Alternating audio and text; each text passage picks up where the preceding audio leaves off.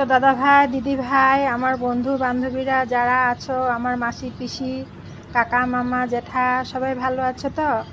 তো আজকে রাখি বন্ধনের শুভেচ্ছা দিলাম তোমাদেরকে সবাইকে। তো সবাই কেমন আনন্দ করছো, ভালো করে আছো কি না? সবাই ভালো করে থাকো, আনন্দ করো। আমি তোমাদেরকে সবাইকে শুভেচ্ছা জানালাম। তো সবাই ভালো থেকো, সুস্থ থেকো। আমি এই যে এখানে ফুলবাগানে এসেছি, ঘরের সামনে ফুলবাগানে এসেছি। আমাদের পাশের বাড়ি ছাদ ঢালছে, তাই ঘটঘট ঘটঘট আওয়াজ আসছে। কি জানি শুনতে পেয়েছো কি পাওনি জানি না।